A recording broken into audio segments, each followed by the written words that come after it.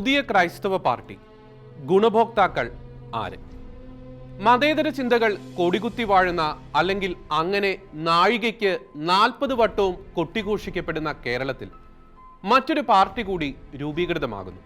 ഒരു ക്രൈസ്തവ പാർട്ടി എന്നുവെച്ചാൽ ക്രൈസ്തവരുടെ അവകാശങ്ങൾക്ക് വേണ്ടി അടരാടുവാനും അവർക്ക് അധികാരം തുല്യം ചാർത്തി കൊടുക്കുവാനും ഉതകുന്ന ക്രൈസ്തവന്റെ സ്വന്തം പാർട്ടി. ക്രിസ്തീയ പെൺകുട്ടികളെ ടാർഗറ്റ് ചെയ്തുകൊണ്ട് കേരളത്തിൽ നടമാടുന്ന ലവ് ജിഹാദ് എന്ന പ്രണയക്കെണി കോടഞ്ചേരി ഒളിച്ചോട്ട കല്യാണത്തോടെ ക്രിസ്ത്യാനികൾക്കിടയിൽ കടുത്ത ആശങ്ക ഉളവാക്കിയിരിക്കുകയാണ്. സ്നേഹിക്കുന്നവർ ഒന്നിച്ച് ജീവിക്കട്ടെ എന്ന നവോത്ഥാന സിദ്ധാന്തത്തിന്റെ പിൻബലത്തിൽ പുരോഗമന വീര്യം കൊണ്ട് അന്തം വിട്ട് ജീവിക്കുന്നവർ, അധികാരത്തിന്റെ പിൻബലത്തിൽ നീതി നിഷേധിക്കപ്പെട്ട് തേങ്ങുന്ന പാവങ്ങളായ ക്രൈസ്തവ മാതാപിതാക്കളുടെ കണ്ണീരിനെ സാമാന്യവൽക്കരിക്കുമ്പോൾ അവർക്ക് വേണ്ടി സംസാരിക്കാൻ ആരെങ്കിലും മുന്നോട്ട് വന്നിരുന്നെങ്കിൽ എന്ന് ഓർത്തു പോകാറുണ്ട്. കോടഞ്ചേരിയിൽ മുറിവേറ്റ ക്രൈസ്തവ വികാരത്തിനൊപ്പം നിന്ന മുൻ MLA ജോർജ് എം തോമസിന്റെ വായടപ്പിക്കുവാനും പറഞ്ഞത് തിരുത്തിക്കുവാനും CPM നേതൃത്വത്തിന് എളുപ്പം കഴിഞ്ഞപ്പോൾ മത തീവ്രവാദിയെന്നോ മതഭ്രാന്തനെന്നോ ഒക്കെ മത തീവ്രവാദത്തിന്റെ മൊത്ത കച്ചവടക്കാർ വിളിക്കുന്ന മറ്റൊരു ജോർജ്, സാക്ഷാൽ പൂഞ്ഞാർ പുലി PC ജോർജിന്റെ ക്രൈസ്തവ ആഭിമുഖ്യ നിലപാട് പലപ്പോഴും അവഗണനയുടെയും ഹൈജാക്കിങ്ങിന്റെയും രാഷ്ട്രീയ ഭീകരതയ്ക്ക് മുമ്പിൽ പകച്ചു പോകുന്ന ക്രൈസ്തവരുടെ അടക്കി പിടിച്ച ധാർമ്മിക രോക്ഷങ്ങൾക്കും നെടുവീർപ്പുകൾക്കും ശമനം തന്നെയാണ്. ക്രൈസ്തവരുടെ സാമൂഹിക സമീപനം ക്രിസ്തു കാട്ടിത്തന്ന ഉദാത്തമായ ധാർമ്മിക നീതിക്ക് ഒത്തവണ്ണമാണ്. അത് ക്ഷമയിലും സഹനത്തിലും ആത്മസംയമനത്തിലുമൊക്കെ അധിഷ്ഠിതമാണ്. അതുകൊണ്ട് എന്ത് വിളിച്ചു പറഞ്ഞാലും പൂഞ്ഞാർ ജോർജ് ചായനെ കണ്ണും പൂട്ടി പിന്തുണയ്ക്കുന്ന അന്തം വിട്ട അണികളാണ് എല്ലാ ക്രിസ്ത്യാനികളുമെന്ന് അർത്ഥമാക്കേണ്ട. അതുകൊണ്ട് തന്നെ അസ്വസ്ഥ ചിന്തകരുടെ ക്രിസംഗിപ്പട്ടത്തിന് ക്രൈസ്തവർ കൊടുത്തിരിക്കുന്ന സ്ഥാനം കുപ്പക്കുഴിയാണ്. PC ജോർജിന്റെ വിഖ്യാതമായ തിരുവനന്തപുരം പ്രസംഗത്തിന്റെ ശരിതെറ്റുകൾ കോടതി തീരുമാനിക്കട്ടെ.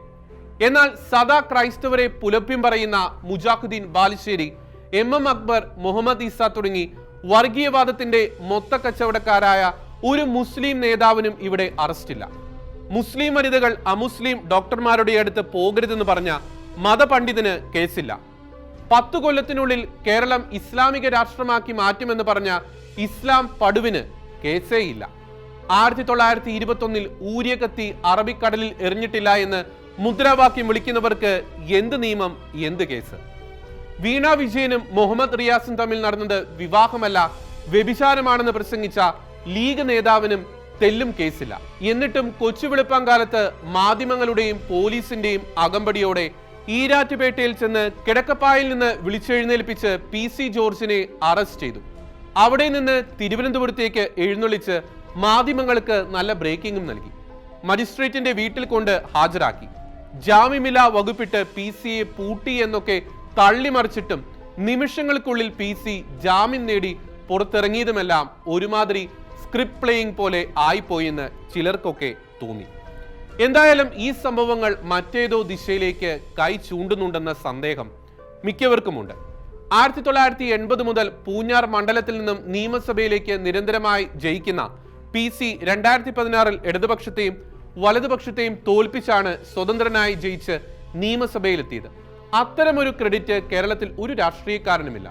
എന്നാൽ 2021 തെരഞ്ഞെടുപ്പിൽ തോറ്റ ജോർജ് ഇടയ്ക്കിടെ നടത്തുന്ന വിവാദപരമായ പ്രസ്താവനകൾക്ക് അപ്പുറത്തേക്ക് രാഷ്ട്രീയ ഗോതയിൽ അപ്രസക്തനായെന്ന് തോന്നിത്തുടങ്ങിയ സമയത്താണ് മെയ് ദിന ആഘോഷം പോലെ അറസ്റ്റ് പരിപാടികൾ. LDFിലും UDFിലും ക്രൈസ്തവ പ്രതിനിധികൾ ഉണ്ടെന്നിരിക്കെ കഴിഞ്ഞ കുറെ നാളുകളായി ഇവിടെ ഉയർന്നു കേൾക്കുന്നതാണ് BJP പിന്തുണയുള്ള ക്രൈസ്തവ പാർട്ടി വരുന്നു എന്നത്. അതിന് ക്രൈസ്തവ ജനതയുടെ വികാരപരമായ മാനങ്ങളെ ഇളക്കി വിട്ടത് ആര്? PC ജോർജ് ഈ വൈകാരിക ഐക്യത്തിന്റെ നേതൃത്വത്തിലേക്ക് വന്നത് തികച്ചും യാദൃശികമാണ്.